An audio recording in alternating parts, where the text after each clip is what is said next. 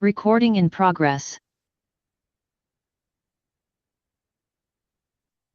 Good evening. Welcome everyone to the Planning Commission regular meeting of Wednesday, January 31st. Could you please call the roll?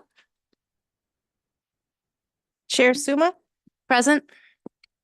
Vice Chair Chang, Here. Commissioner Aiken, Here. Commissioner Heckman, Present. Commissioner Liu, Here. Commissioner Rectal, Here. and Commissioner Templeton. Here. We have a quorum. Thank you so much. And now is it time for public comment for any item that is not on the agenda. Do we have any speakers? We have no one in the room. No one in the room, but I see Bruce Arthur on Zoom raised his hand. Okay.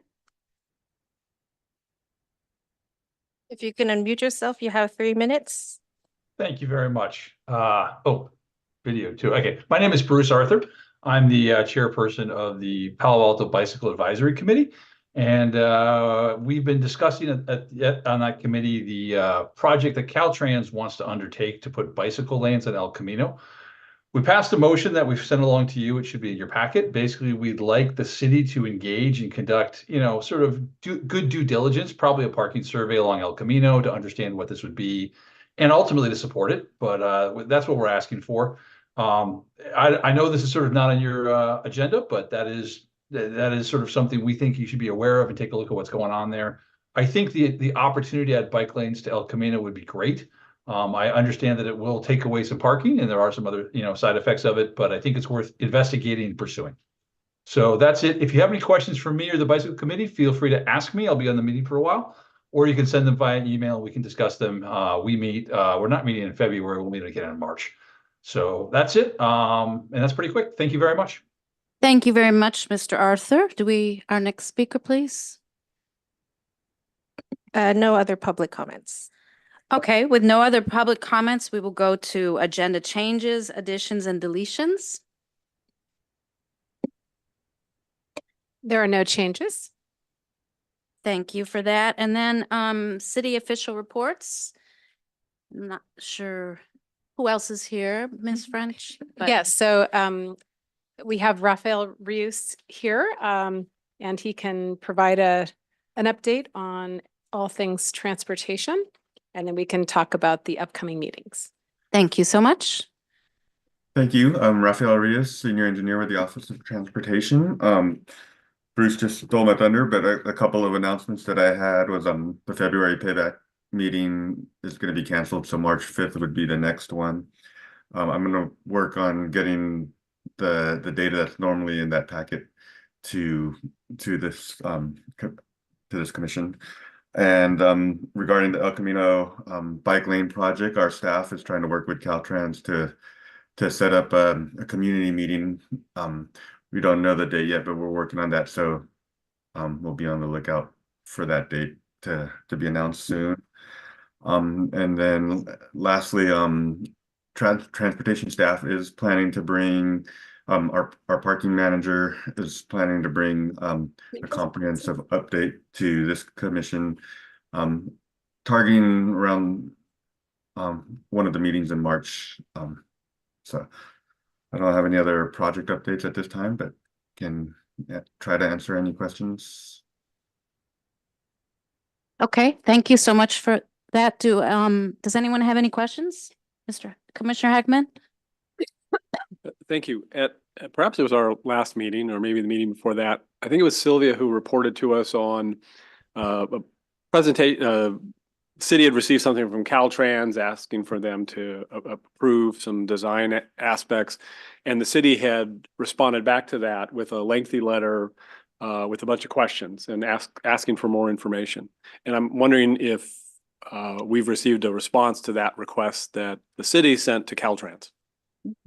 Yes, I'm trying to we did receive a response letter as well as an updated draft set of plans.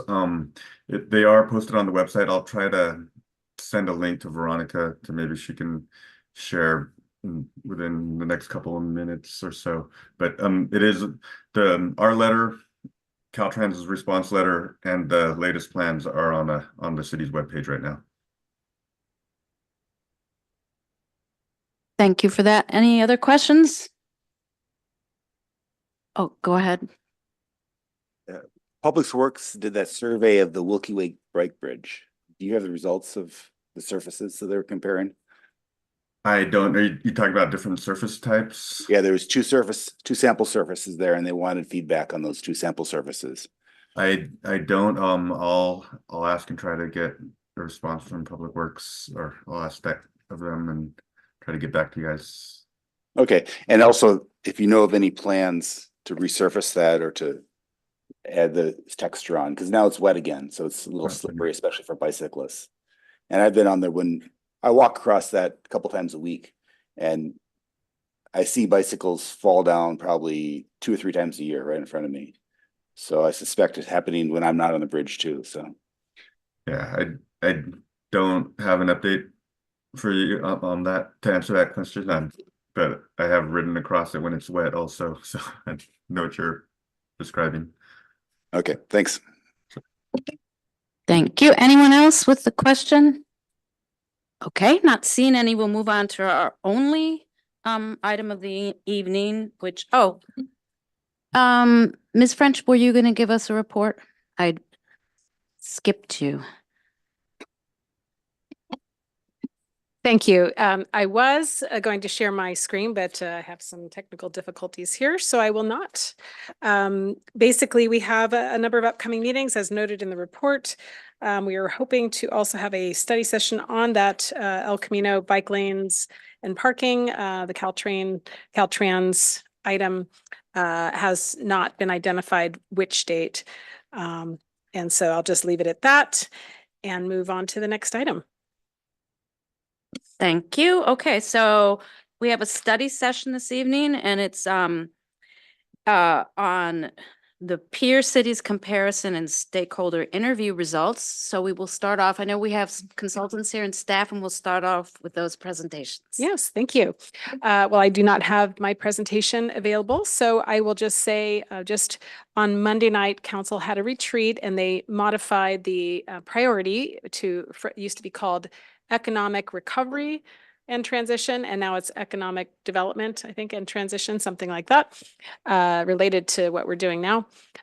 We did originally retain our consultant back in 2021. We received a report in the end of the summer 2022, but we never published that report. That report that we had received took a look at Redwood City and Mountain View as comparables cities.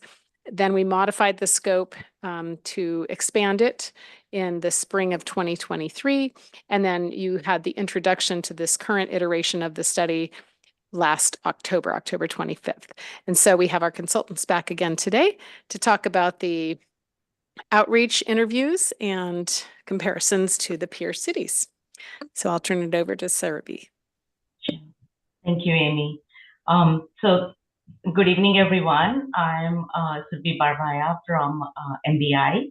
I'm here tonight with my colleagues and teammates, Dan Very and Cameron Savoy. We have a presentation of about 20 slides that will take around 25 to 30 minutes, and that will leave us plenty of time later for discussion. So going to the next slide.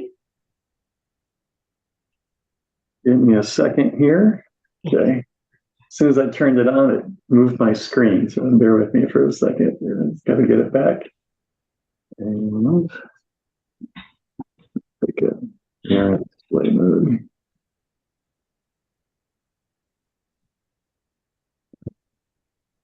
Working? Not working. Sorry, guys. Hang on a second. What happened to my share? As soon as I hit share screen, I lost my control. You can see the shared screen, the first slide. Yeah, it's just not advancing. That's the problem. Oh, here we go. Okay. Yes. There we go. Thank you, Dan. So first, we wanted to review the purpose of the project and tonight's meeting. So the main purpose of the project is to review cities' commercial zones and provide recommendations and changes in zoning code that could help with retail recovery. The first step in doing this was to do stakeholder outreach, and this included peer city interviews and comparing their zoning code to Palo Alto's in order to understand some successful strategies that the peer cities were using. So this included City of Santa Monica and City of Los Altos. In addition, we also did interview two other cities in previous as a part of previous report, and that was City of Redwood and City of Mountain View.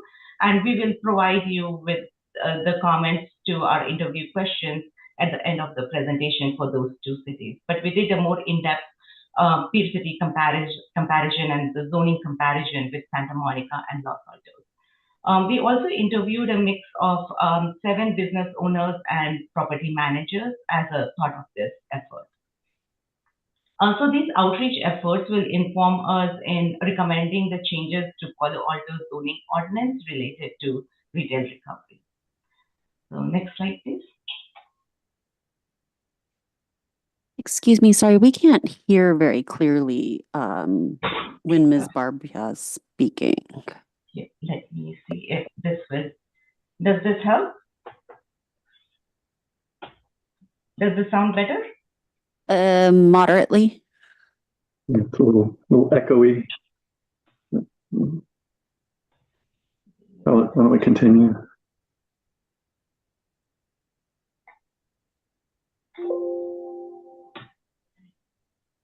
Let me know if this is a little better. Yes, that is better. Okay. So this slide shows the commercial zones in Palo Alto. Our focus has been on downtown California Avenue, Midtown, and El Camino Real. Note that the commercial areas of Charleston Center, Middlefield Road, and San Antonio Road on the east of Palo Alto, they share the same zones as other focus areas. So we on the left side of the screen, you can see all the commercial zones for each of these areas, and also the combining districts that fall on with each of these commercial zones. Next slide, please. So for Santa Monica was identified as one of the peer cities by the city, and we interviewed with Santa Monica city staff in October, mainly focusing on their 3rd Street promenade, where Santa Monica focused majority of their retail efforts. As a part of this study, we researched all the commercial districts in Santa Monica and have documented them in the matrix provided to you with the staff report. Next slide, please.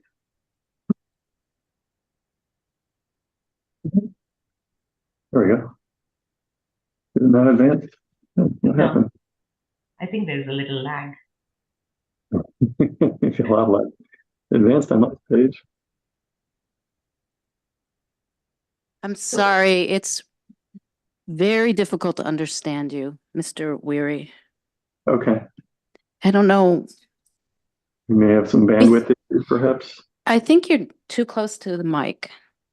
Oh, really? Okay. Over modulated? Yes, maybe that's the word. Okay. I will speak softly.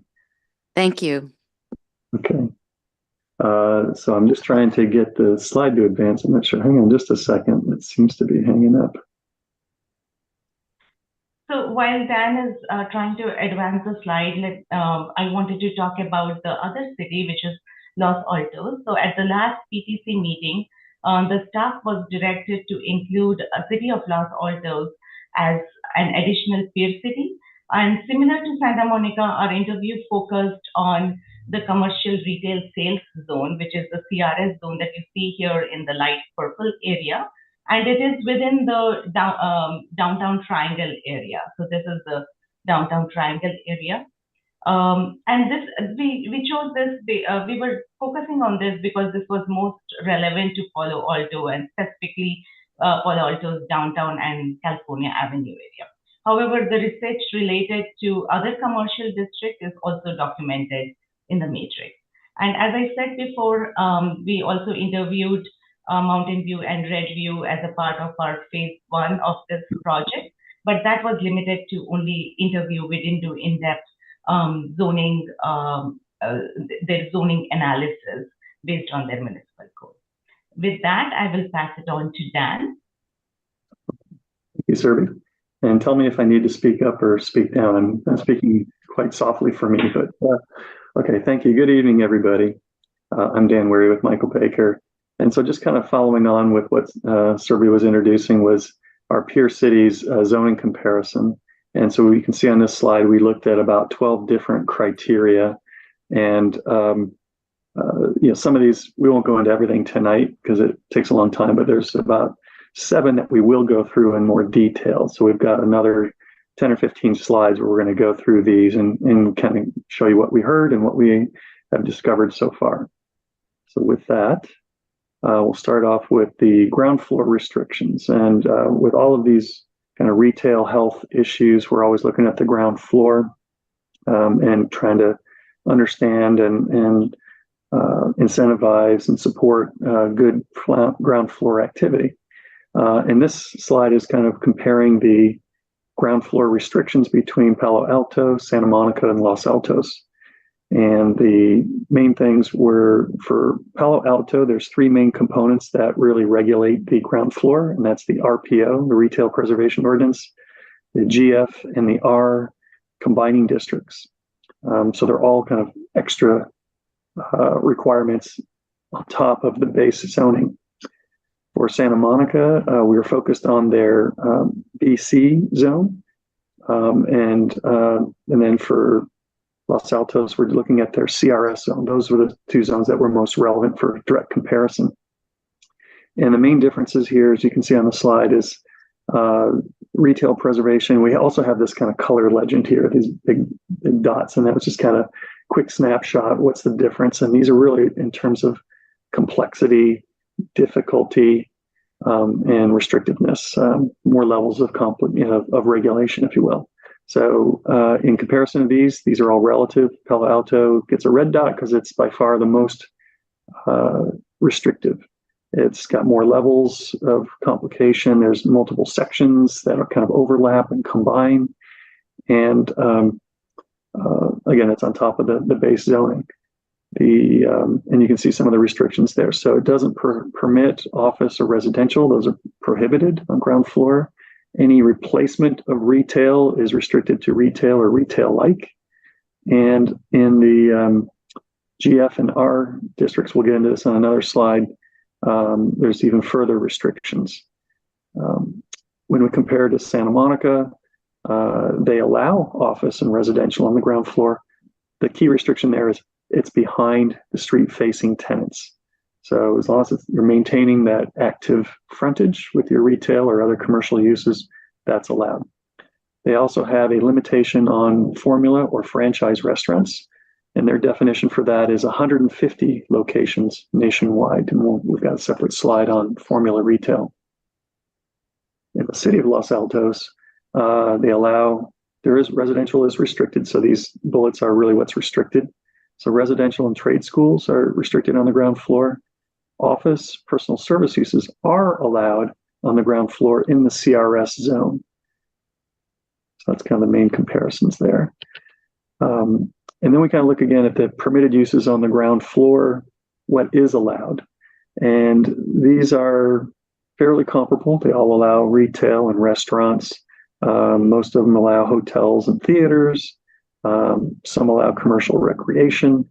And in comparison between Palo Alto and Santa Monica, we have a little box there, and Santa Monica is allowing additional uses, more uses than is allowed in Palo Alto, kind of by right. So these are the by right uses. They're not subject to a conditional use permit or other restrictions.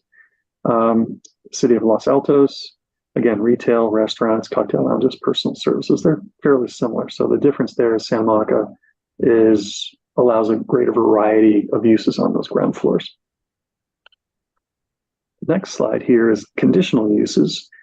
And this is just kind of a quick, they're fairly comparable, and you really kind of need to look at the conditional versus the permitted ground floor or the by right uses.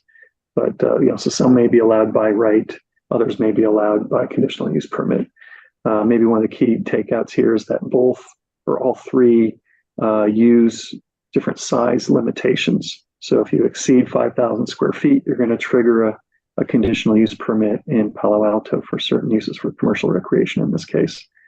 And similarly in Santa Monica, they've got some different size limits for particular uses, and also in Los Altos. So the next slide is what happens when you change a ground floor retail use. And this gets really directly to comparing to Palo Alto's RPO.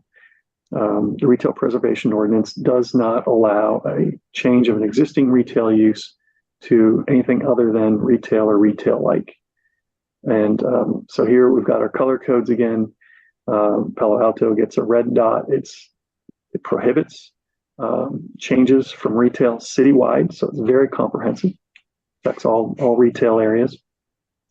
And the relief valves, if you want relief from that provision, it's the highest standard you can get. It's an unconstitutional taking. So that means you lose all, the standard is before you can get relief or you get a change of retail to something other than retail or retail-like, you have to demonstrate that this is a complete taking of your property rights. There's no other value than the property. So that's the highest you can go. And if it was adjudicated, it would go to the Supreme Court of the United States of America. So it's a very high standard. In the non-ground floor and R combining districts, which is a lot of like El Camino Real and some of the other zones, then there is an easier standard, which is the alternative active use. And that's more just a traditional, I've got a hardship, I can demonstrate that there's no market and I can't make retail work. Let me give you another active use in its place.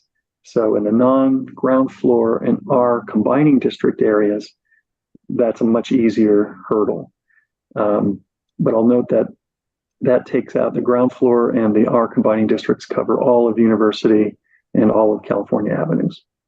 By comparison, in Santa Monica, if you want to do some of these non-retail things, bars, nightclubs, car showrooms, offices, personal services, etc., you just need to get a CUP. So it's a fairly traditional process. You get additional scrutiny, but you can do it. And then in Los Altos, there are no change of use restrictions. So you're allowed to make changes. So they got a yellow dot.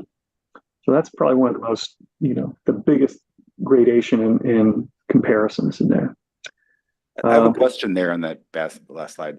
The alternative active use, do you know how frequently that's used and how successful it is for Palo Alto? I would defer to Amy and staff on that because we don't know the full history, but it would be limited to primarily like El Camino Real. It would not apply to University in downtown or California Avenue, where most of your kind of Main Street retail is.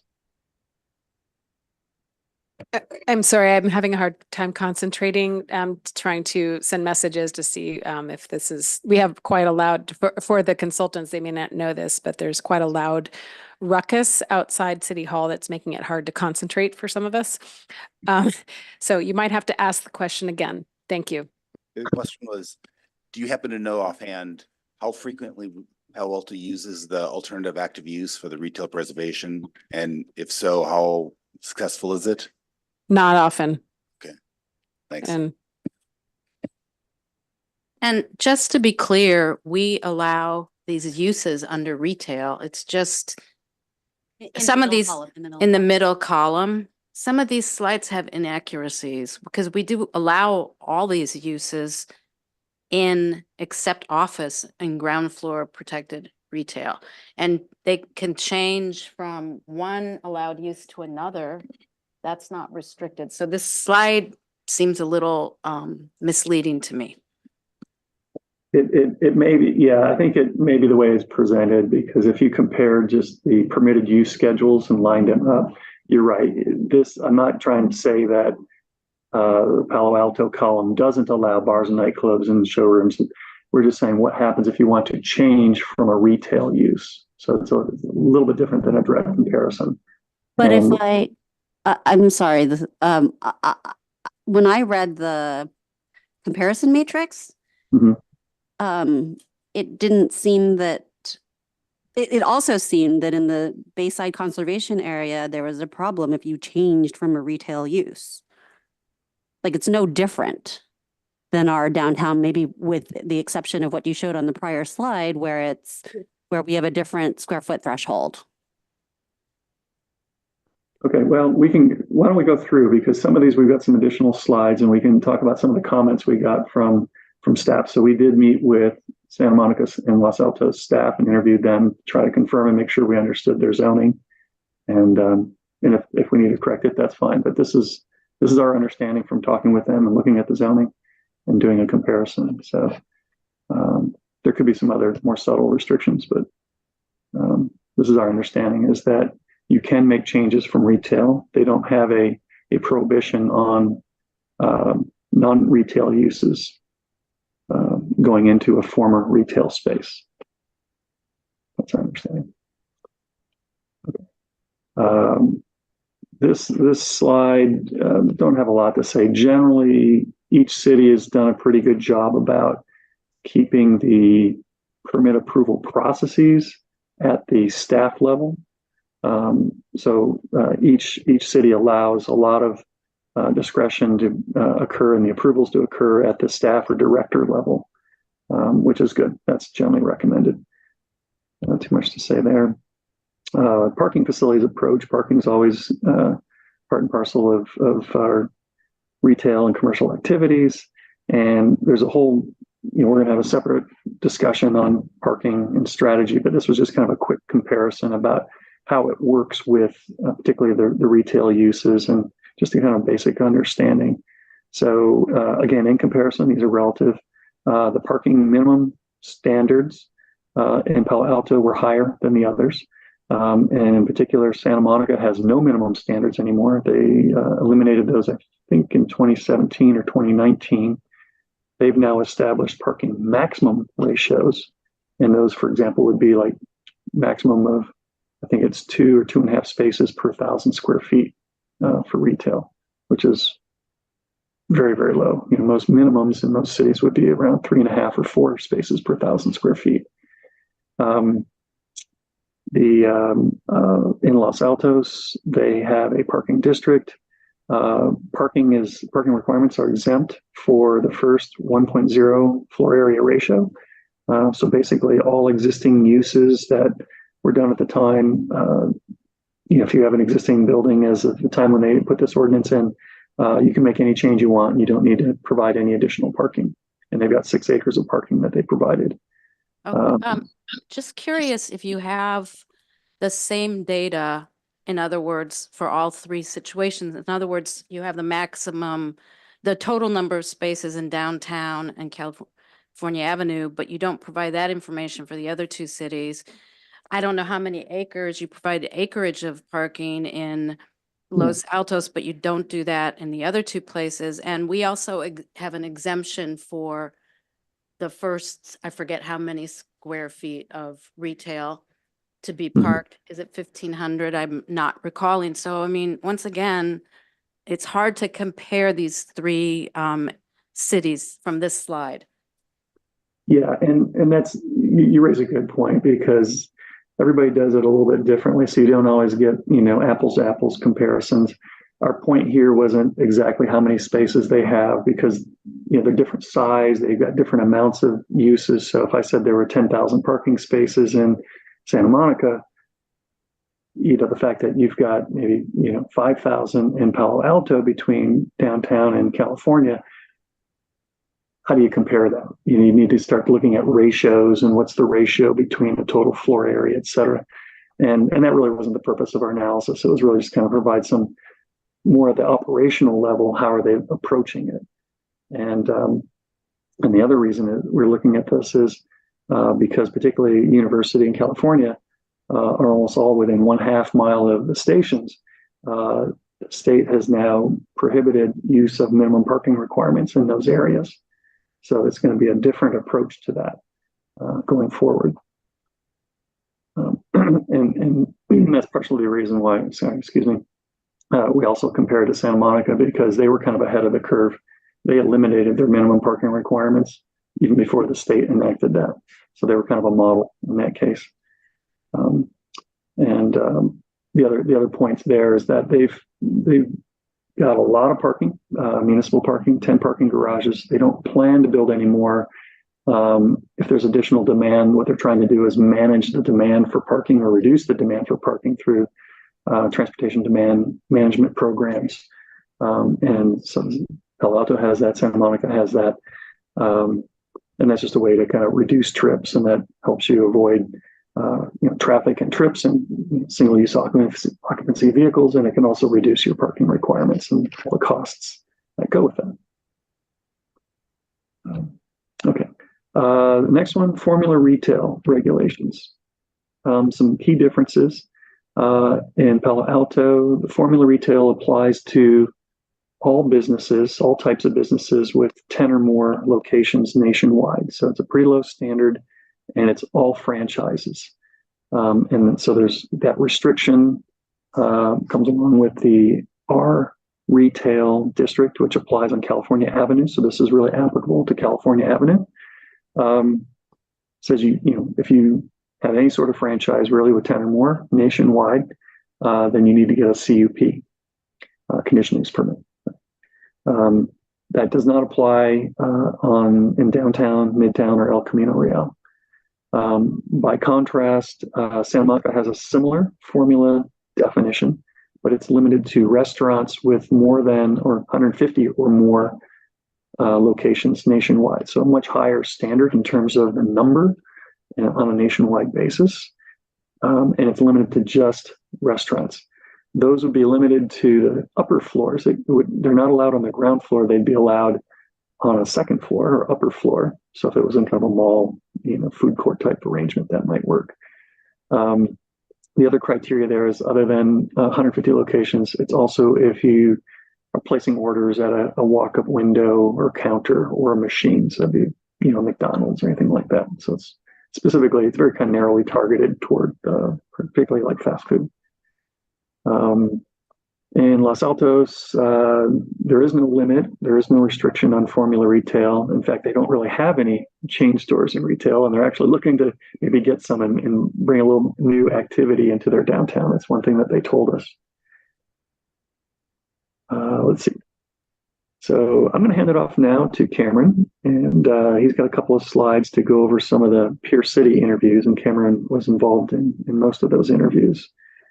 I'll hand it off to Cameron. Thanks, Dan.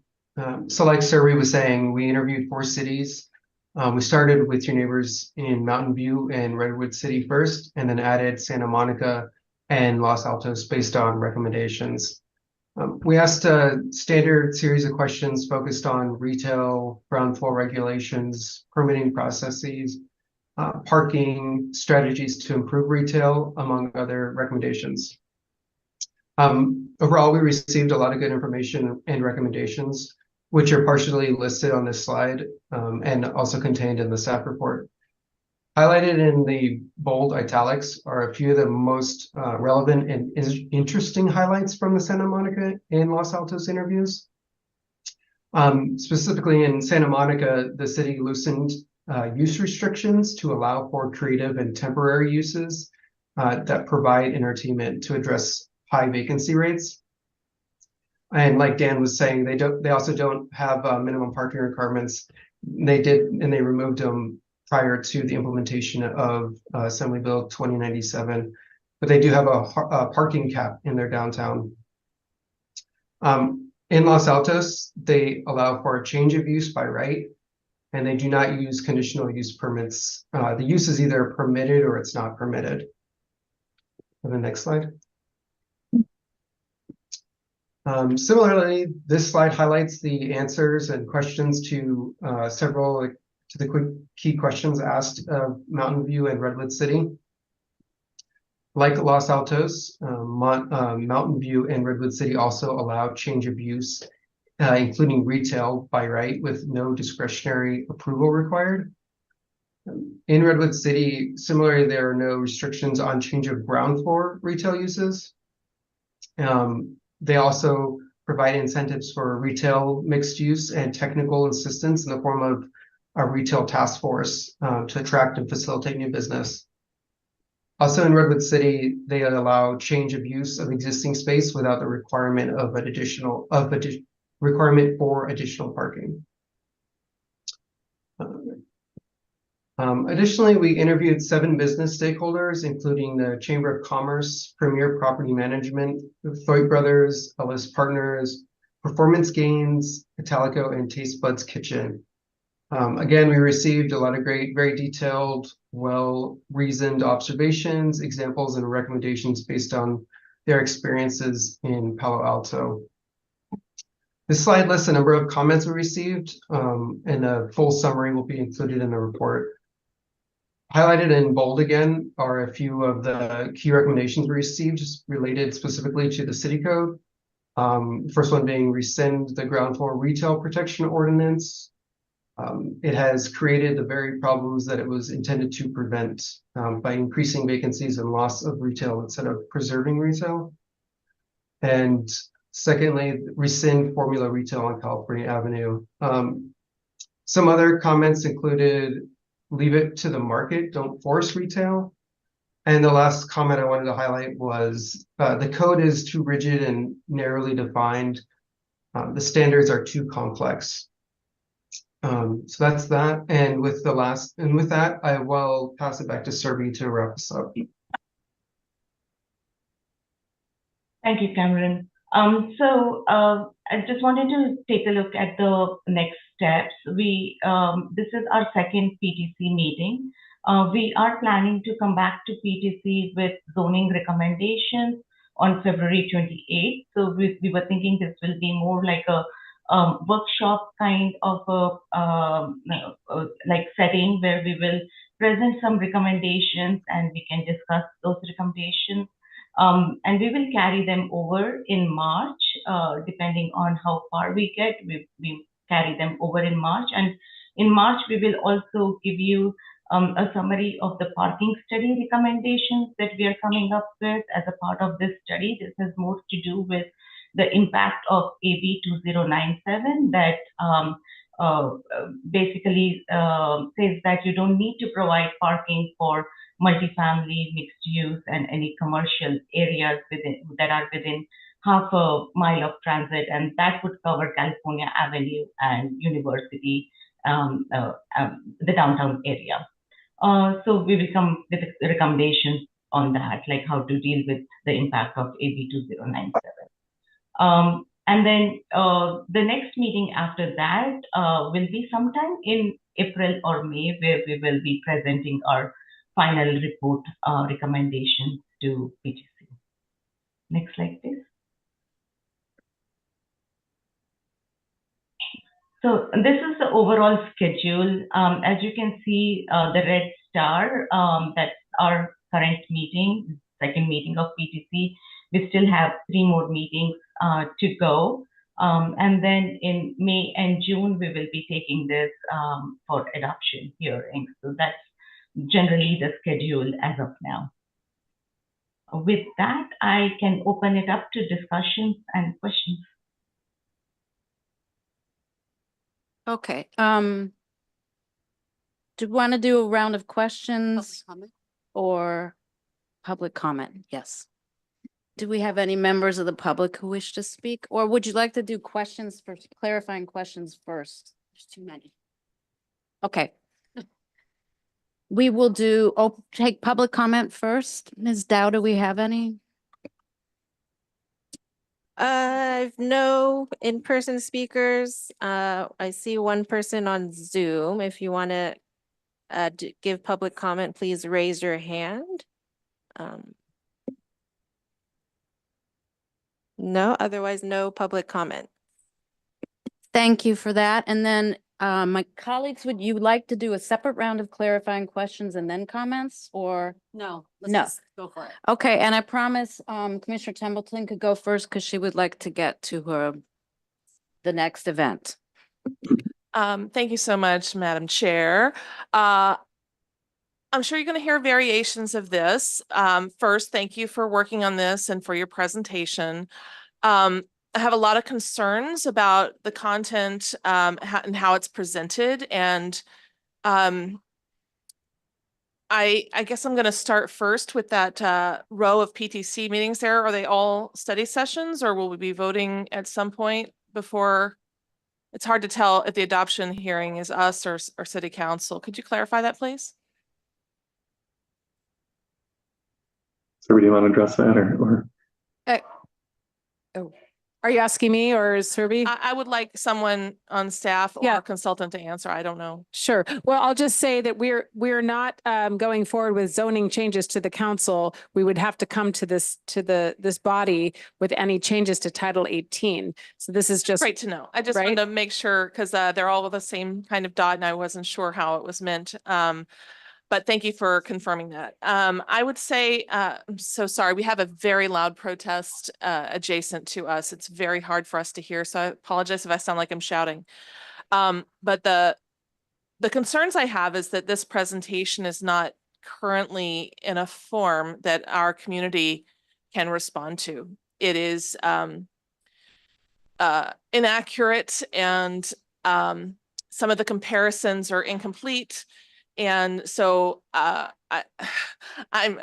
hopeful that my other colleagues can be more articulate than I can in this moment because it's distracting in here. But the point here is this feedback you're going to hear tonight about improving the accuracy and making sure that this is something that we see our own community reflected in this report is really important. And you know, understanding that some of the things about it are about where we stand right now are frustrating to some of our business owners doesn't necessarily reflect the reasons that it overrides the reasons that is put in place to begin with, right? So we're trying to deal with that and want to see more of that kind of reflected in here and understand the consequences. And we're going to go back to where we were before. So that was confusing. I'm sorry about that, but I think there's a lot of work here still to be done. Thank you. So, Ms. French has just stepped out to check in with the police, the security and whatnot. But if this is an untenable situation, it's certainly not ideal to conduct this meeting. We can do one of three things. We can continue the meeting and just get through it. We can just take some preliminary comments and then brief comments to give brief direction and continue it. Or we can just continue it now. As long as the consultants are here, Okay. I just can't hear you at the, you're 5 feet away from me and I can't hear your comments. So it's hard to have a productive meeting.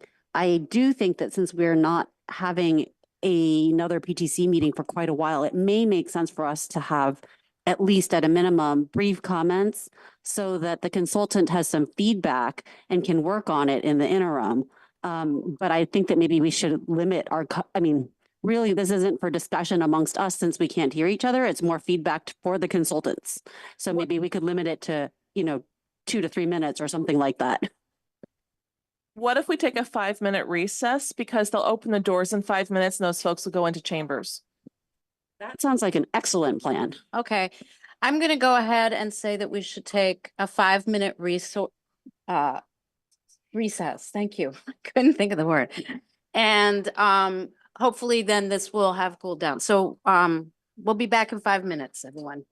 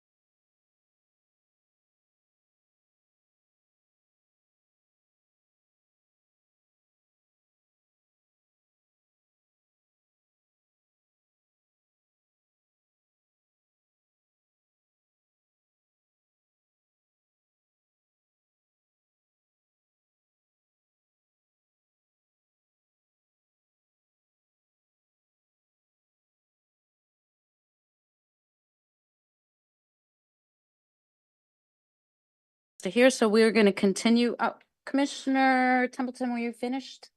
Yes, okay. Who would like to go next? Okay, Commissioner Heckman. Thank you, and I do thank staff and the consultants for the work so far. I do recognize that it's a work in progress, and we're really in kind of a raw information stage. And from the comments I've already heard from my fellow commissioners, I think that and you'll hear more of them. I think we're really looking to refine that raw data, and particularly to do it in a way that tells us as commissioners that our consultants really understand how Palo Alto works right now. Because, you know, we need to be confident of that so that we know when you're making recommendations on what changes we might want to consider, that you get the baseline.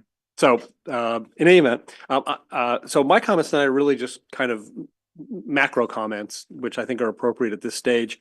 You know, one of the things that struck me and I think one of the consultants mentioned it is you know, it's a challenge to compare cities to each other, because even when we're looking for cities that are kind of like us, they're very different, right? You know, Mountain View has a lot of similarities to us, but it's very different. Redwood City, I would say, is even more different. Los Altos, in some ways, is very similar to us, but actually I was kind of fascinated by the data we got here, which suggested to me, at least in their approach, they're not very similar to us in the way that they are addressing economic development. And so I think that makes the consultant's task tough, but you know, that's the job. I was interested, I mean, my impression from reading this information was that Santa Monica has taken a comparatively aggressive approach to dealing with parts of their downtown where they felt it was not living up to its potential. And I like that. I like that aggressive approach, whereas Los Altos seems almost a laissez-faire approach, is we're just going to let the market do what it will and live with it. I like to think that Palo Alto is more, in this regard, more like Santa Monica than Los Altos. That you know, and I think we've got the staff to do it. That we are going to, you know, identify the places where we are coming up short, where we could be better, more vibrant in these commercial cores, and take affirmative actions to realize the potential. What I was also interested in both Santa Monica and Los Altos, and we only saw the one slide on Redwood City and Mountain View, but all of the cities seem to have more flexibility in their regulations than we do. And in fact, I noted that in the business stakeholder comments, number 10 was need to be flexible and work with the market. And really, that's where I'm hoping that this process takes us, is not a gutting of the RPO, but rather a refinement so that we have the flexibility to react to changing market conditions and, you know, keep our downtown and Cal Ave and other retail areas vibrant. So those are my comments. Thanks for the good work so far. Go ahead. Hi, so thank you for all the work that you've done thus far, and I second everything that both of my colleagues have already said. I will start with some big picture kind of observations. So I know that we're not at recommendation phase yet, but I also don't know that we've seen anything that clearly outlines what the problems are. I mean, there was the one slide from the seven stakeholders, but I still don't understand what the examples are of the specific problems. So we are going to be making ordinance changes, aside from needing to make sure that that you all have a accurate understanding of what our baseline is, we also need to understand what problem we are solving for. So we already had, at a prior PTC meeting, probably about a year and a half ago now, had talked about certain examples, such as, you know, I think it was like a yogurt store who wanted to have a place, who wanted to lease space on Cal Ave, but couldn't because more parking spaces were required. So that level of specificity is helpful because then it points to needing to relax our parking requirements in a specific way rather than completely eliminate parking requirements. And again, so like it kind of tells us what the problem is, and then whether we eliminate the parking requirements or modify them, we can know that we would actually be solving those problems. So I think that we're having, it's not clear to me that we've done adequate problem definition, or if we have, then perhaps it's not been presented to us. Secondly, I do have concerns about our data gathering and whether or not, maybe it's a question of just massaging the data in such a way that we actually are doing the best that we can to look at apples to apples comparisons. But some of it, I'm concerned that there may not be enough data. So 7 data points is not enough when 3 of them are landlords, 1 is the Chamber of Commerce, and we only have 3 individual businesses, and none of them are traditional retail per se. So at least, I mean, granted, we are tasked with looking at retail for all of Palo Alto, but we're not even getting, you know, 1 restaurant, 1 retailer, 1 gym from downtown Palo Alto and another one in Cal Ave. We don't have anybody from downtown Palo Alto, actually. So again, for problem identification, we're hearing the problems that landlords are experiencing for downtown Palo Alto, because I think some of them are property managers in downtown Palo Alto, but we haven't a single business from downtown Palo Alto. And for the individual businesses, we have a gym, a restaurant, and a provider of cooking classes. So I'm just concerned that whatever the needs are, you know, we don't even have like a variety of types of eateries, right? So I know there's a problem for a yogurt store.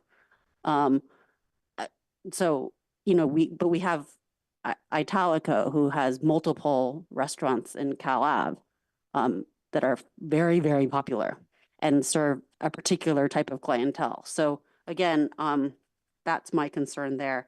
And then finally, I mean, I have a whole slew of other comments, but I think we want to keep it kind of brief. I understand that for Santa Monica, you focused on the 3rd Street Promenade downtown area. But that's not at all really analogous to Cal Ave or anything but our downtown.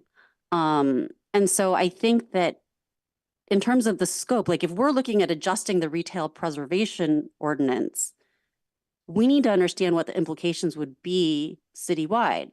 As part of the housing element, we had talked about maybe we relax the retail preservation ordinance in other areas other than our retail cores right now, like Cal Ave and downtown Palo Alto. But we didn't do any benchmarking about that with respect to other cities and how they're thinking about it. And we also know that coming down the pike, we've got some really big change happening in our city in areas that aren't at all analogous to both the triangle in Los Altos as well as downtown Santa Monica, and may in fact be much more analogous to, say, Pico or Montana in Santa Monica or El Camino in Los Altos, because we're going to see a ton of housing development in our section of El Camino. We're going to see a ton of housing development in San Antonio.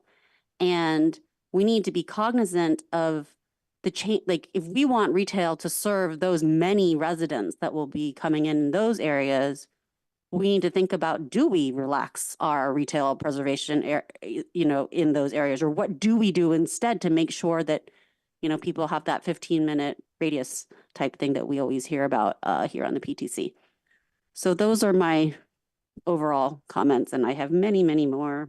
Don't know how to best get them to you.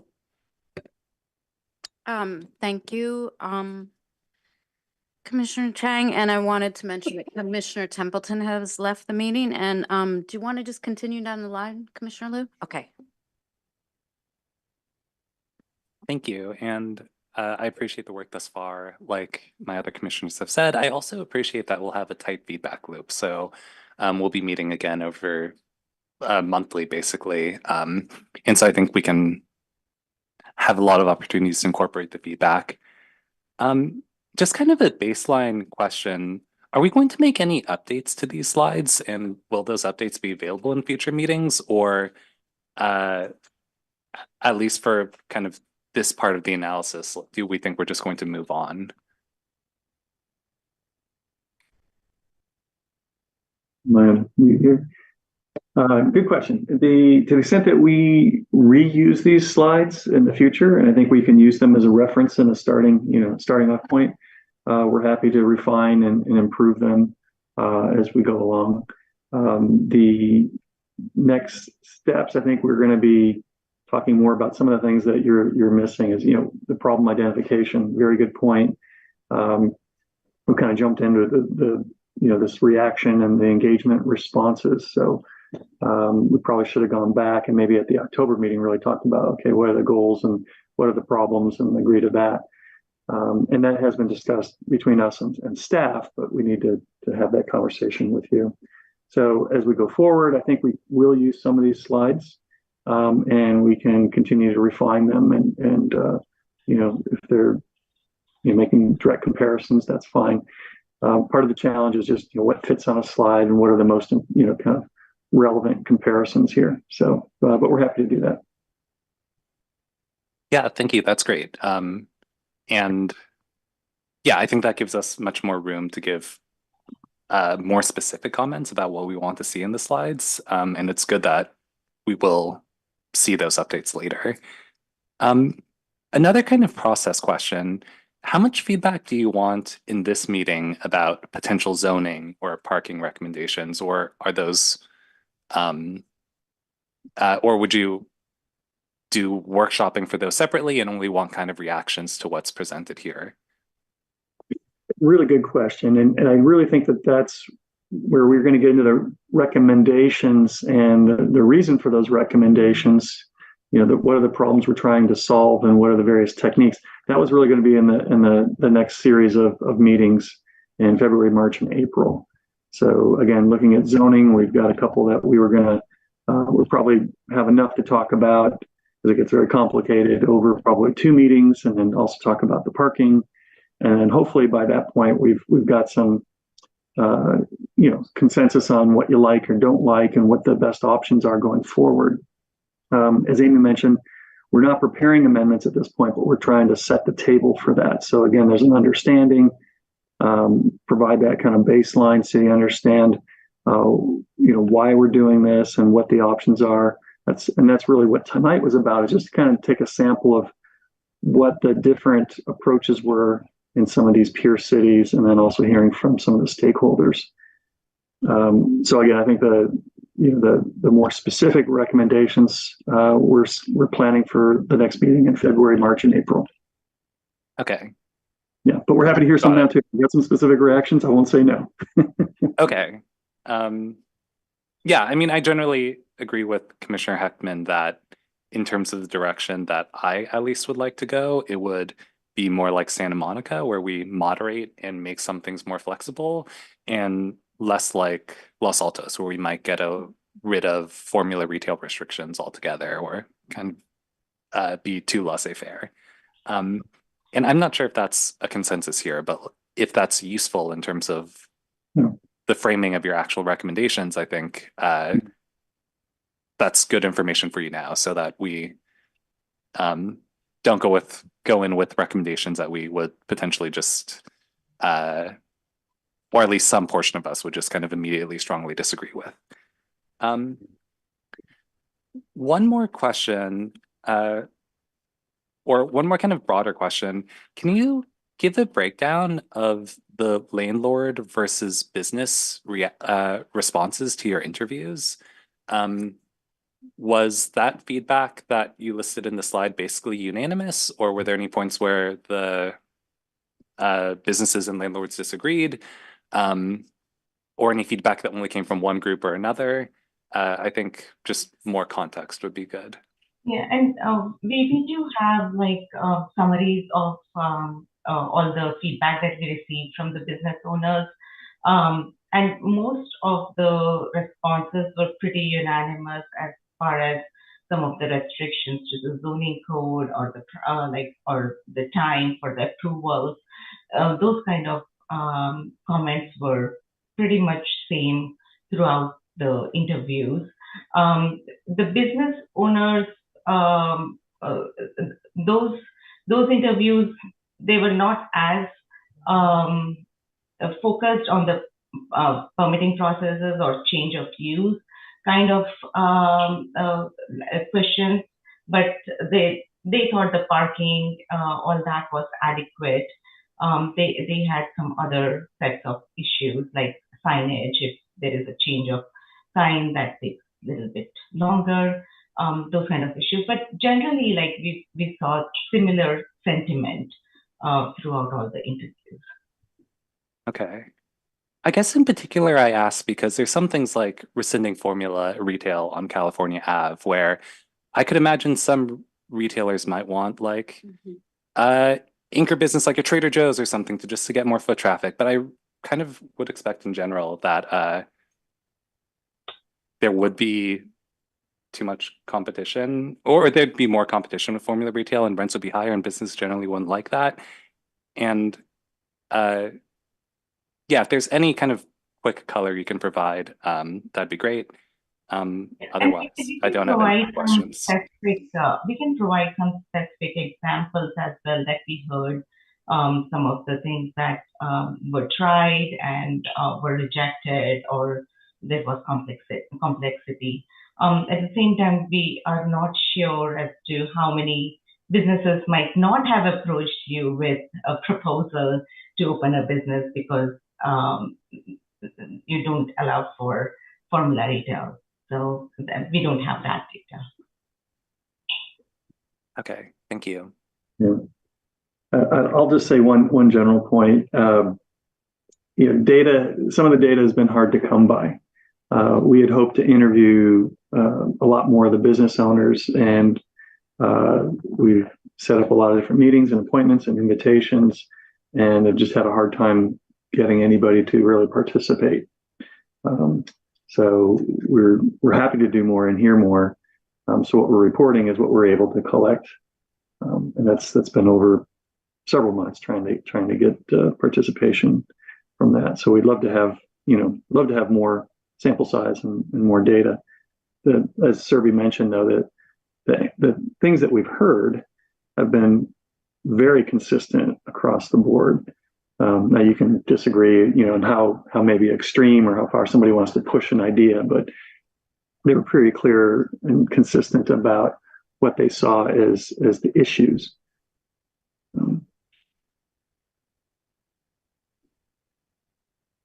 Are you finished? Yep. Okay.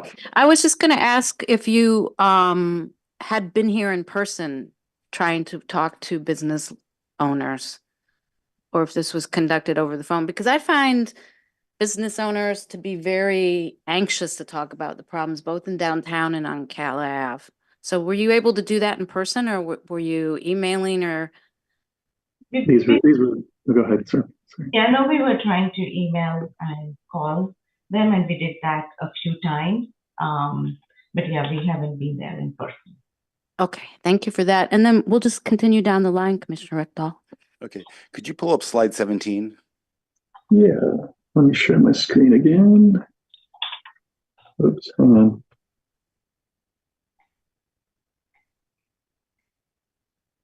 Cursor has gone missing. Let's see.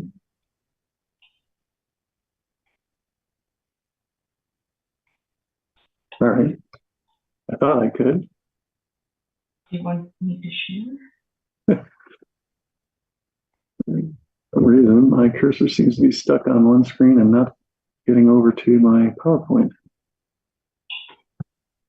Let me see. Why don't you bring Okay, here we go. I got it. Okay, let me get back. Share screen. And just, yeah, I could talk to it, but it'd be nicer to have it on the screen. okay, is it up? Oh, here we go. Share. Okay. Got it all, but yes. Okay. Oops. 17. Not really what I wanted. Hang on, got the wrong screen. No, yeah.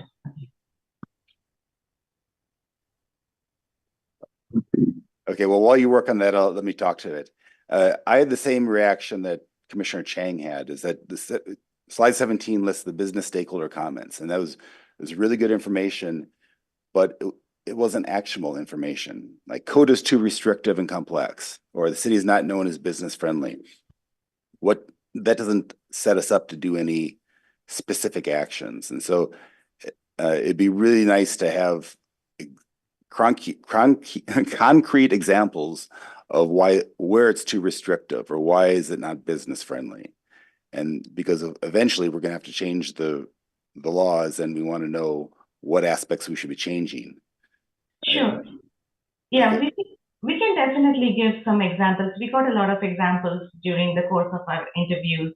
So we can definitely point to some of the examples while keeping the identity anonymous. Yeah, we can definitely. Okay. So, we need more data, and as you put together the data, we also need that data to be in a form that's actionable and can lead us to specific things as opposed to just generalities. Similarly, on slide 15, where we talk of the pure cities interviews, do you have the details? Santa Monica said they loosened restrictions on blocks with high vacancy rates, and in the packet, they say something similar, but they don't say exactly what they did. They said they wanted to have more restaurants. And so for us, that's not a restriction. Restaurants is okay, there's 17. Can you step back to 15 now? What are so on the left side there, number 3, loosened restrictions on blocks with high vacancy rates. And what restrictions did they loosen? They wanted to encourage restaurants in that.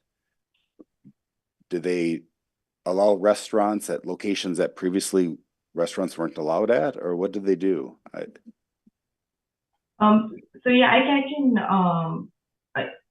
can talk to that. That particular point was recommendations. At the end of the interview, we asked what would be some of the recommendations that they would suggest for other communities, and that was one of the recommendations. And I can talk about some of the loosening of restrictions, and that included greater flexibility so they have an economic recovery ordinance, which they recently extended for 5 years. And what that does is it allows for greater flexibility for restaurants that provide entertainment within the 3rd Street Promenade. It expands alcohol exemptions. It allows for Director of Community Development to consider commercial uses that are not clearly defined in their zoning.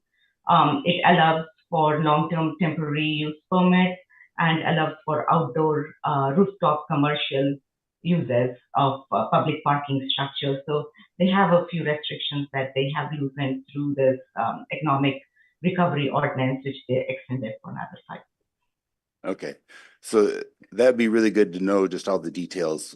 What do they do to restrict, and do they consider successful?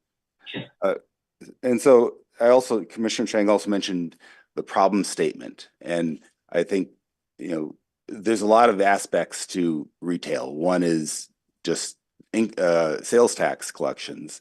Other is just the quality of life. And, what are we trying to achieve here? One thing that we do have a problem with is vacancies, and that bothers us. But we don't even know the cause of the vacancies. There's kind of 2 schools of thought. One is that, the zoning is causing this glut of retail spots, and as a result, all those retail spots can't be successful. That's what's driving people out of business. Then the other school of thought says, well, if there is a glut, you think that rents would come down, and all these businesses that are moving out, almost everyone that I've heard of is moving out because rents increased. So on one hand, we have this glut, but we also have high rents, and how does that compare? And so an apples to apple comparison of, for example, in Menlo Park or on Castro Street, how much does a square foot of restaurant cost there versus university? And is it that the landlords think that university is a premium and they're overcharging, and the market is saying, no, I'm going to move my business down to Menlo Park because I can get price half as much, but I can get almost as much business. And those types of that information, I think, would be really useful into us trying to figure out what is the cause of the vacancies. And then that, once we know the cause, then that makes it much easier. Otherwise, you're just kind of doing a knee-jerk reaction based on your philosophy, whether you're pro landlord or pro business owner. So anything that you can do to help us figure out the causation, that would be very useful. Okay. Thank you. Commissioner Aiken. Thank you, Chair. My fellow commissioners have already done a good job of covering much of what I wanted to cover, but I will add a few things. First, some specifics. The meeting back in October, we asked you about businesses that had moved out of Palo Alto, and in a few cases specifically to Los Altos. Did you have a chance to talk to any of those to see what their reasons were for moving?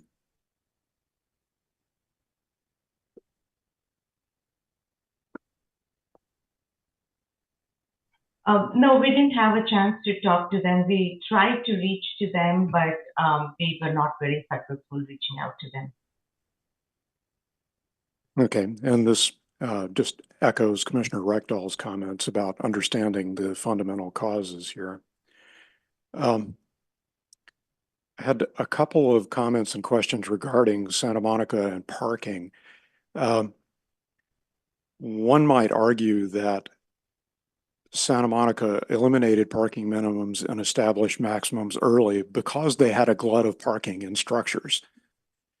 And another factor that suggests this is the case is that they're actually eliminating entire floors of parking structures and turning them into outdoor cinemas. So how this translates to your task is that I think somehow you have to come up with commensurate descriptions of the amount of parking that are available in these cities so that we can guess what kind of zoning changes we would need to make to provide adequate parking in Palo Alto without having an excess. And this is a hard problem, and I've been sitting here trying to come up with good suggestions for you, but I think we should talk about that at the subsequent meeting. But at the very least, something like parking space per square foot of retail, something that makes a measurement that we can, that's commensurate, that we can compare between cities.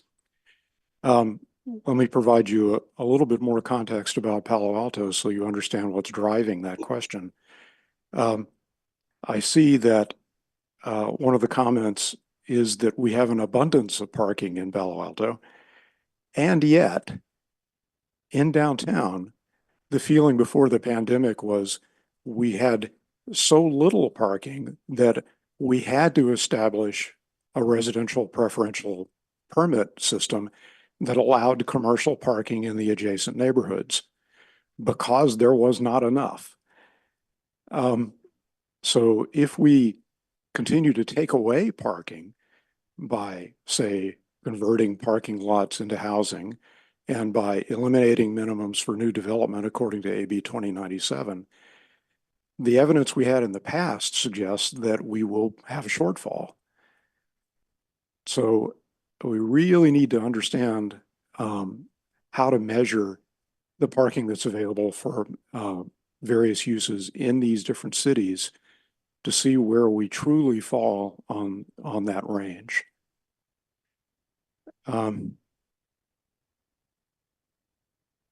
Sort of a related question is, on packet page 26. I like the pedestrian count data for Santa Monica. Do we have something like that for Palo Alto? Because I would like to understand whether our area is attracting significantly more or significantly less for the amount of significantly more or fewer people for the amount of retail that we have. And let's see, what else can I say? The most general comment that is going to relate to zoning later, so you'll have to deal with this as well, is the question of, is tall, high-density housing the savior of retail downtown and in California Avenue? And I frequently hear this claimed, and yet as I walk around downtown, I find maybe a half dozen significant high-density, large apartment and condo developments. I'm thinking 101 Alma, The Mark, Mia over on Everett, and more than a dozen decent size medium density developments, including all of those that came about as part of the SOFA realignment. And these are all within a short walk of the downtown area, the downtown business area. So getting back to commensurate numbers again, show me a graph that says how much more retail space I can expect per unit of living space, housing space added. Now there is a study that I can dredge up if you're curious, which did an analysis of how retail changes with densification in an area. And it says, unsurprisingly, that retail space does go up as density increases. Perhaps a little more surprisingly, it says that the amount of retail space per resident goes down. And I think the reason for this is fairly obvious, that this is what increasing density means, is that there is less space for everything per person, less space for retail, less space for housing, less living space. That's what increasing density means. But I think we need to understand where we are on that spectrum in order to make a reasonable decision about rezoning for additional amounts of housing, where it goes and how much. So that's a homework assignment for a future meeting from the PTC. That's something I'd like to see. That's everything for me. Thank you.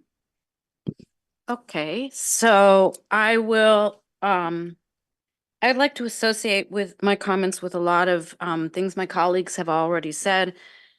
And just going back to, for instance, the parking that Commissioner Aiken just was discussing, we also have TDMs. We have an automatic reduction of parking that the director of planning can use at his discretion. And we have in lieu parking for downtown. So people, typically new developments haven't had to provide on-site parking because of all these reasons. And yet pre-pandemic, as was noted, we still had a huge shortage of parking spots in downtown. And we don't have a way right now of knowing how much of that will change.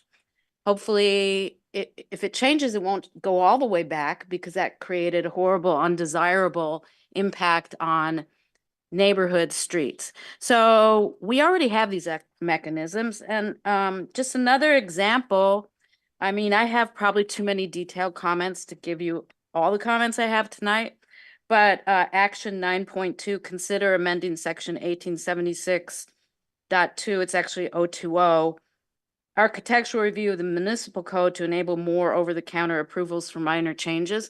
We already have that in our code. It's 1876.020 B1, capital B, and that gives the director, one person of planning and development services, the ability to designate what are minor enough projects so they don't have to have any review whatsoever. So there is, at the same time that we are finding it difficult to actually get the level of data that we need from your report, there are also mistakes, I think we talked about it a little bit, and redundancies that we should be careful not to have in the next round of discussion. Another thing is Los Altos in your report was considering introducing CUPs specifically for nail salons and maybe some other personal services, but I believe it was nail salons because they have too many of them in their one sort of downtown area. And that's the way we use CUPs. To have some control over the mix of businesses, which is very important for a healthy retail area. And even at a higher level, as some of my colleagues have mentioned, you don't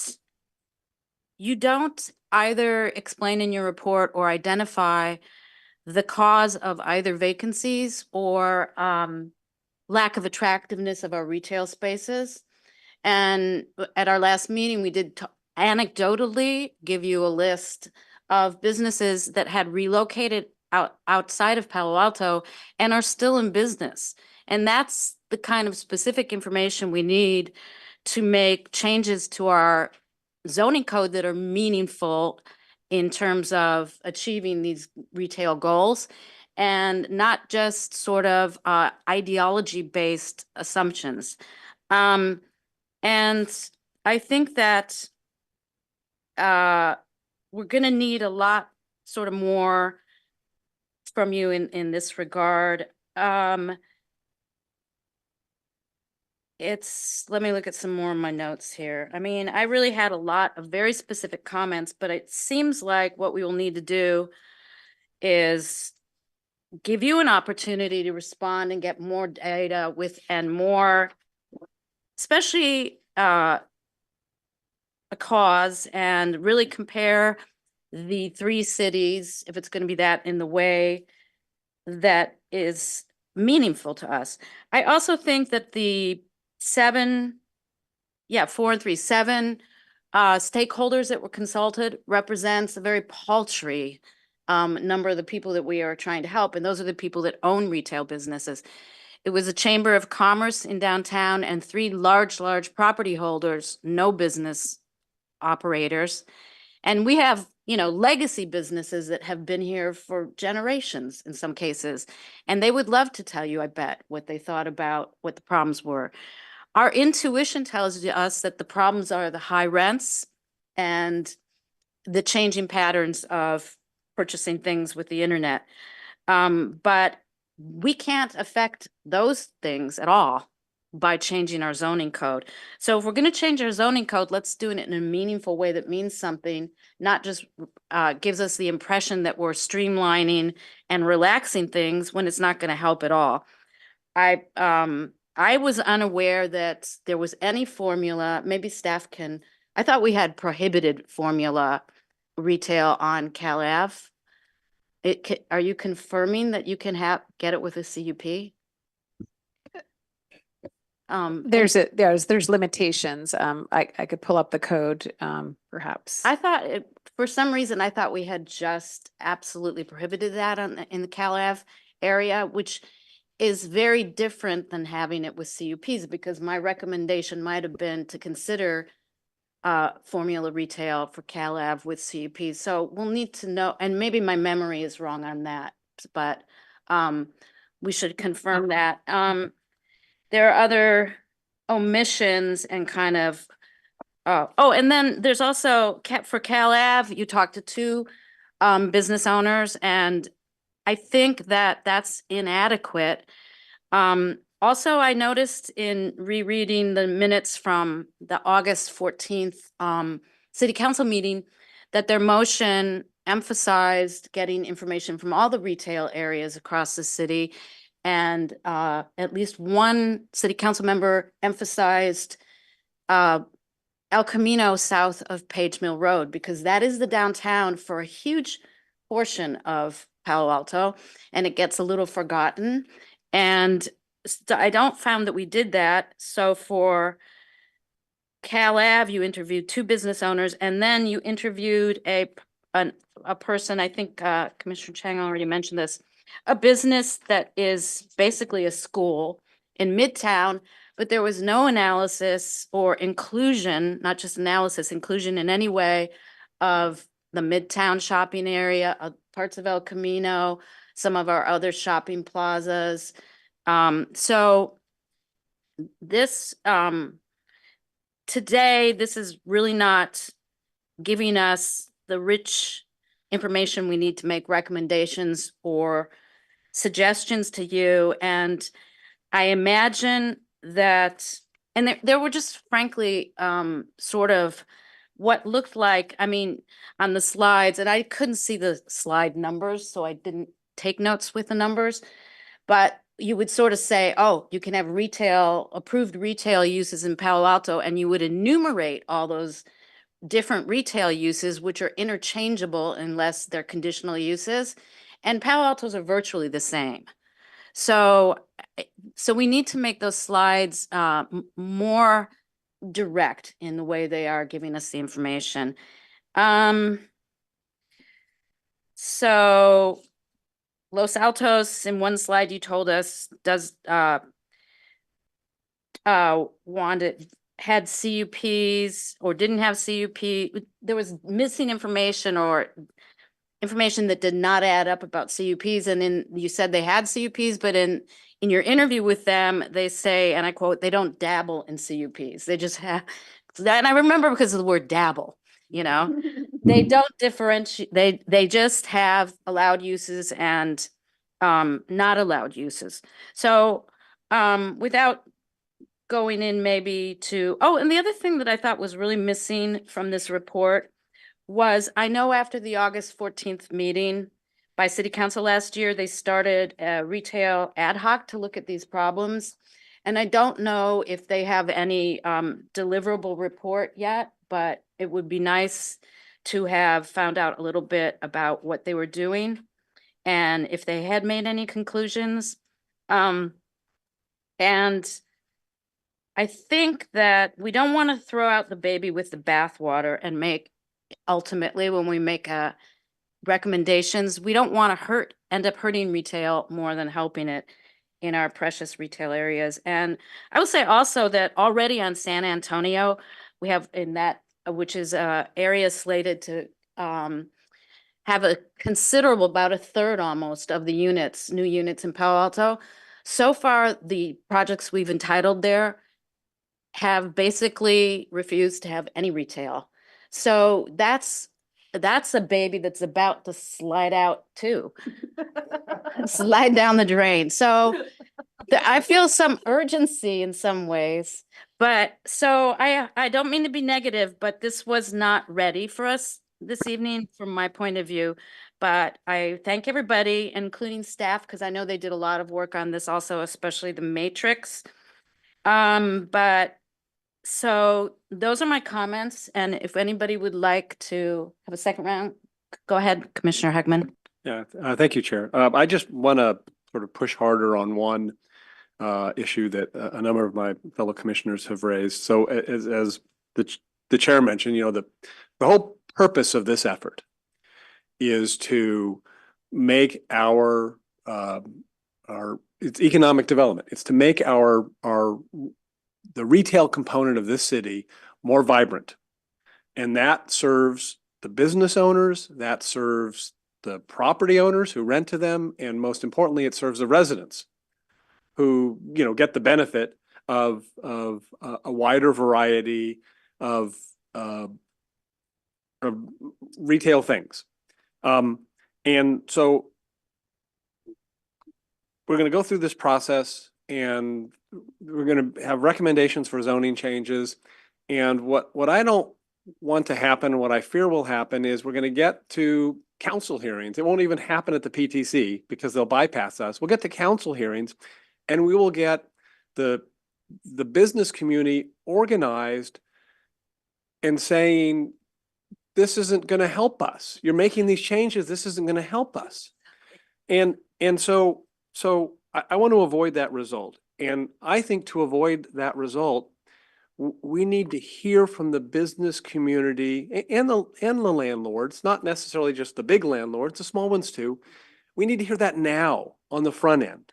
And and I frankly, again, these are members of our community. They deserve the courtesy of a face-to-face, of an opportunity for a face-to-face.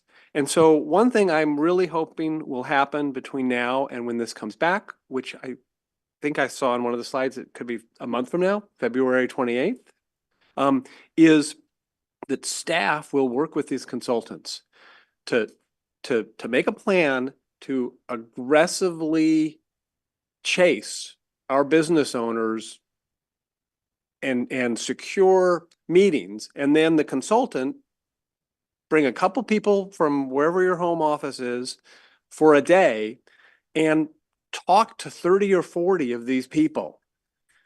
And right, make appointments in advance and just hit them all in a day, because we need them to feel like they've been heard, right? They may not agree with all the recommendations that ultimately come out, but this is one thing that we can control. And so I'm going to ask staff to look at that with the consultants. I don't know if there are budget issues. If there are, move things around in the scope of work to make it happen, because to me, it's not a critical component. It's an essential component that their voices be a part of this process. So that's my addition. Thanks. 100% agree with Commissioner Heckman. I did have an ask, which is, I know that a significant amount of work was done on Redwood City and Mountain View before you gave us the project overview in October.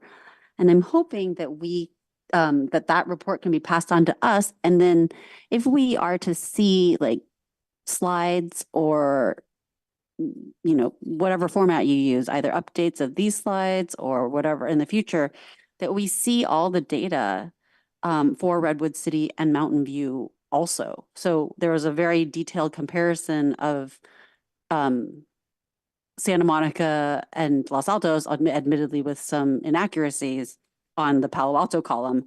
But we didn't see Redwood City and Mountain View in that same view, and that would have been a really helpful, to the extent that you already have it, it would be very helpful to see it there side by side.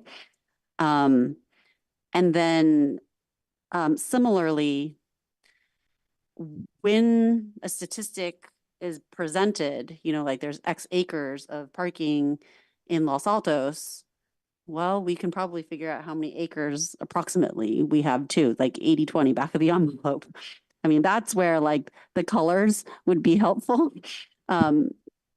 Like this community's parking rich, this one's not, or something, just order of magnitude type thing.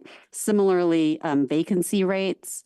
I don't know. So part of it was information in the interviews that Santa Monica does X or Los Altos does X. And we don't, staff will know the answer to this of whether Palo Alto does X also already, or that we've tried it, or that maybe we should do that too.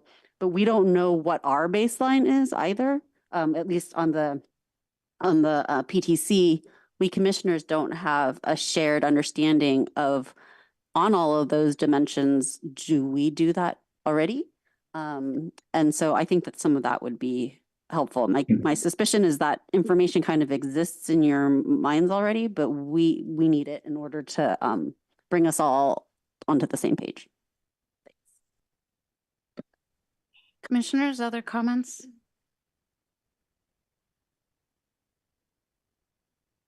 Going once? Okay. So I agree, and I think we all agree that there are some refinements and corrections and framing, more community input, like a few more things as well that we need out of this study. Is there a timeline or a plan or a scope of what you can add for us?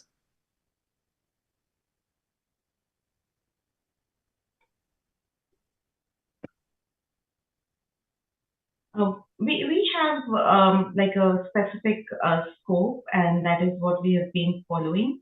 If there is any additions that we need to do, say for example, coming in person and interviewing, or adding more businesses, or getting a little deeper into the zoning code of Redwood and Mountain View, we can definitely work with staff and see how we can change the scope, and we can do that.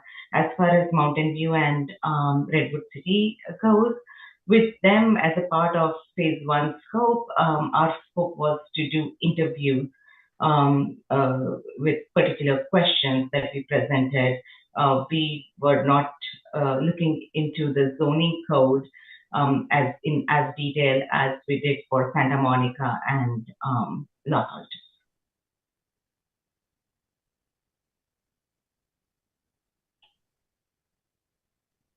Can I just ask a follow-on question? Because I was looking at the October 25th staff report, and that included a scope of work dated March 24th, 2023 from MBI. And so I was wondering, is that scope of work still the same scope of work, or has it changed since then? So I'm getting a nod, yes, that it is the same scope of work and has not changed. In which case, can we get a sense of all these, like, are we on schedule? Are you on schedule? Is it, because there's fairly specific deliverables and tasks on that. And like, what percent of this have we done? Or I don't know. I'm just trying to get a sense of, I think George's, Commissioner Liu's question was, are we on track? And so I'm referring back to their initial scope of work, and maybe you all can give us a sense of that. Yes, so as far as deliverables are concerned, we are working on the parking study, which we were hoping to present to you in March. So that will be one of the deliverables. The matrix, the comparison matrix was one of the deliverables of the peer cities. So that we've already delivered. We can make changes, we can make improvements to it for accuracy. And then the parking recommendation that is to come in the next 2 meetings. And based on that, we will be updating the phase one report that we provided earlier as a part of previous scope. So everything will be included together with that report. We will create like one report to present to you. So if the scope remains the same, then yes, we are on track. But if the scope changes, then we might have to figure out the timeline.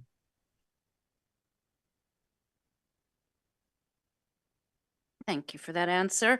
Do I have other comments from anyone right now? I think I'll leave it at that, except I did want to say something positive, which there were some ideas that you presented from other cities. I can't remember. It's Santa Monica, I think, where the city or the Chamber of Commerce in that city kept a list of vacancies and allowable uses in those locations. I think that was a great idea.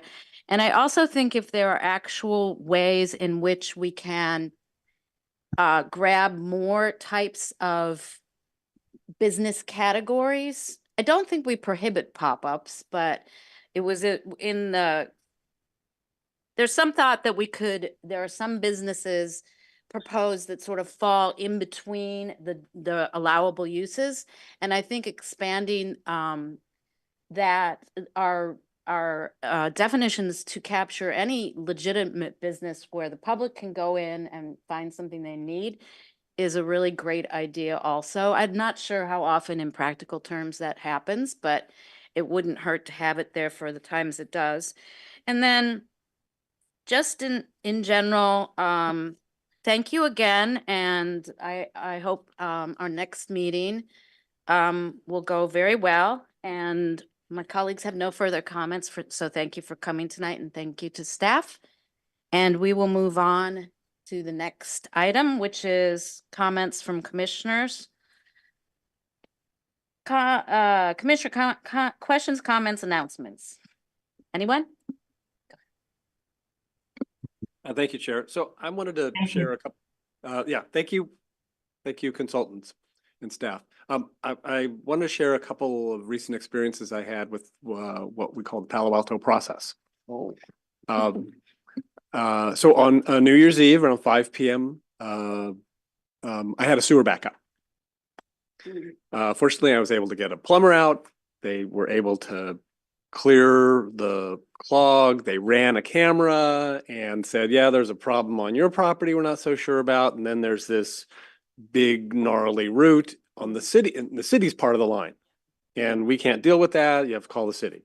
So that was Sunday night, New Year's Eve.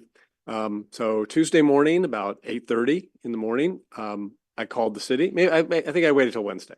So Wednesday morning, 8:30, call the city. They had somebody out within an hour. Somebody out within an hour, and that fella did whatever those people do with pipes to clear it, and problem solved. So that was success story one. So 10 days later, another sewer backup. So I called out the plumbers who had come before, and so they tried to clear it. They couldn't. They figured out that I had a broken pipe in my front yard. And of course, to fix a broken pipe, the public should know, you need a permit. You don't just do it. You need a permit. So the next morning I got up, and at about 8:15, I went on the city's website to see when I could get get an appointment. 8:30. I could get an 8:30 appointment at 8:15 in the morning. So made that appointment online, went down at 8:30, and I met with a wonderful member of our building team. I want to call her out because she was terrific. Ariella Yendler. In an hour, I had my permit, and was ready to go. At lunchtime, because it was pretty expensive to repair the pipe, so I wanted a couple of other estimates. I used my Crescent Park Neighborhood Association email to ask for recommendations. I immediately got a bunch, and I called one of those at about 12 noon, and he said, "Oh, I'm just down the street. Can I come over now?" Sure. He came over, cleared it.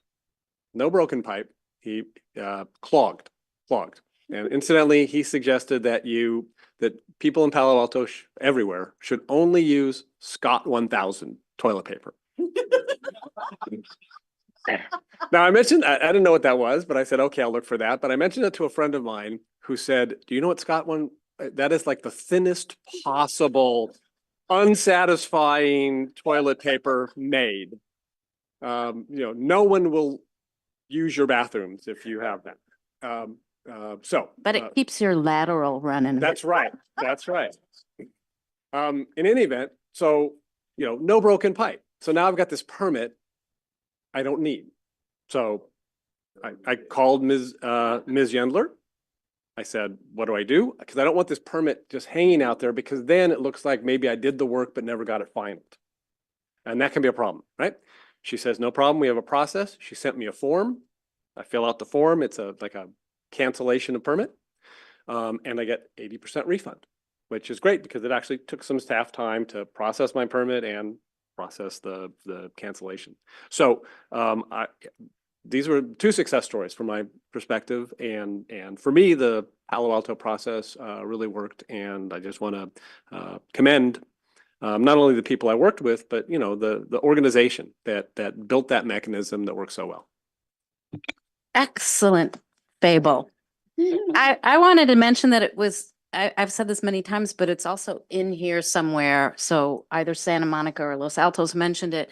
And that is one of the greatest holdups in getting a permit is mistakes that are made on the permit itself, incomplete permits. You see it over and over and over again. So, and that isn't really fair to attribute that to the Palo Alto process.